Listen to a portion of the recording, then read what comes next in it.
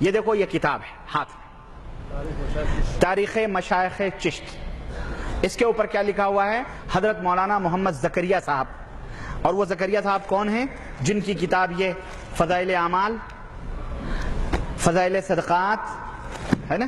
یہ تو میں لے کے چلتا ہوں، مجھے پتا تھا آج پوچھا جاؤں گا میں.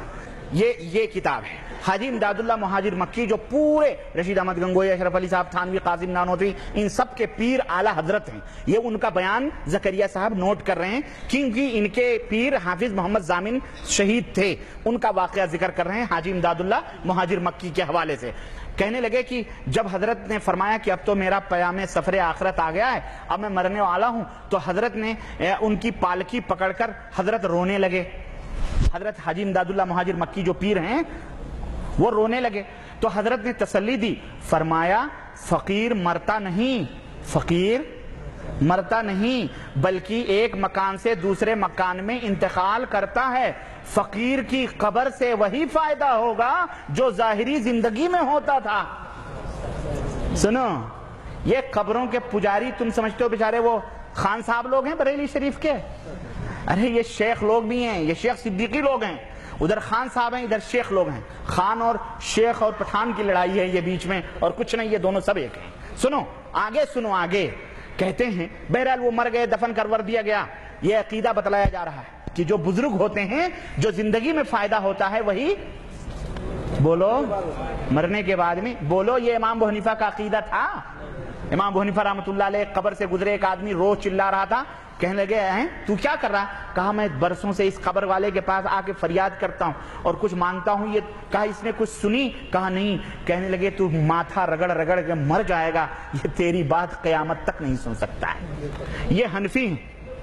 یہ کہتے ہیں مرنے کے بعد بھی وہی فائدہ ہوتا ہے جو زندگی میں ہوتا تھا. سنو، کہتے ہیں اس کے بعد بہرحال وہ کرامت و رحمت کی، ان کو دفن کر دیا گیا. تو کہنے لگے حضرت سارا انوار سمیٹے ہوئے ہیں، ورنہ یہ تو کہیں دوسری جگہ ہوتے تو پوری دنیا روشن ہو جاتی. بہرحال کہتے ہیں اعلیٰ حضرت حاجی امداد اللہ مہاجر مکی رحمت اللہ علیہ نے کیا کیا؟ مزار کے سرہانے چند اشعار لکھے اور اس کو کتبے میں لکھا کر پتھر اتھر پہ سرہانے حاجی ان کے ضامن اپنے پیر کے سرہانے لگا دیا. وہ اشعار کیا تھے؟ یہ لکھے ہوئے ہیں. اشعار کیا تھے؟ سنو. کہتے ہیں شہر جھنجھانا ہے ایک جائے خدا، مسکن و ماوا ہے جس جا آپ کا. بہرحال لمبا ہے. کہتے ہیں پاس اس مرقد کے قبلہ رخ نبی، پاس اس مرقد کے قبلہ رخ نبی ہے زیارت گاہ میرے پیر کی. اس جگہ ہے مرقد پاک جناب، سر جھکاتے ہیں جہاں شیخ و شباب. جتنے بڈھے اور جوان ہیں ہمارے پیر کے قبر کے سامنے جا کے کیا کرتے ہیں؟ ہاں، سر جھکاتے ہیں. ممتا گپتا نے کچھ دن پہلے بی بی سی لندن میں زین العابدین صاحب جو 26ویں پیڑھی پر خواجہ معین الدین چشتی کے ہیں، اس سے یہی انٹرویو میں کہا کہ وہاں پہ جا کے ہم نے دیکھا ہے لوگ ماتھا ٹیکتے ہیں وہاں، تو پھر تو یہ اس کے اندر بت پرستی کی بو نہیں آتی؟ تو کہا نہیں، یہ تو ایسے ہی ہے جیسے گرو دکشنا لیتے ہیں. ہندو لوگ اپنے گروؤں اور سادھوؤں کے پیروں کو چھوتے ہیں، گرو دکشنا لیتے ہیں. ایسے بھی ہم لوگ جا کے مزاروں کو گرو دکشنا لیتے ہیں، وہاں بھی جا کے سروں کو جھکاتے ہیں. یہ دیکھیں کس طرح سے وہاں میرے پاس وہ ریکارڈ موجود ہے اور لوگوں نے سنا ہوگا. B B C London Mamta Gupta بہت چبھتے ہوئے سوالات کرتی ہے اور لا کے اینڈ پہ چھوڑتی ہے اس طرح سے. شیعہ تک انہوں نے کہلوایا یہ شیعہ ہے، کہلوایا ہے اس نے، اور وہ سے ریکارڈنگ موجود ہے، میں دکھاؤں گا. سنو، کہتے ہیں جس کو ہو، اب یہ سنو، یہ کفر سنو، یہ کفر.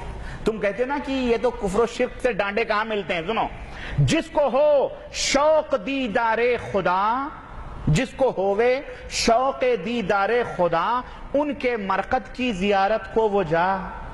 استغفر اللہ. یہ تبلیغی جماعت کے سرخیل برکت العصر یہ لکھا ہوا ہے. اللہ ایسی برکت سے امت کو محفوظ رکھے. یہ برکت ہے، یہ برکت ہے، یہ کفر برکت ہے. یہ برکت تو اچھی چیزیں ہوتی ہیں، یہ کفر تو سنو. کہتے ہیں کہ یعنی پیرو مرشدو مولا میرے حضرت نور محمد نیک پہ، اعتقاد دل سے جو جائے وہاں، اعتقاد دل سے جو جائے وہاں، اس پہ سب اسرار باطن ہو عیاں. جتنے بھی راز کی چیزیں ہیں سب کھل جائیں اور دیکھتے ہی، سنو یہ سنو، دیکھتے ہی اس کے مجھ کو ہے یقین، اس کو ہو دیدار رب العالمین۔ استغفر اللہ، یہ میری کتاب نہیں ہے، مجھے کیوں الزام دیتے ہو؟ مجھے الزام مت دو۔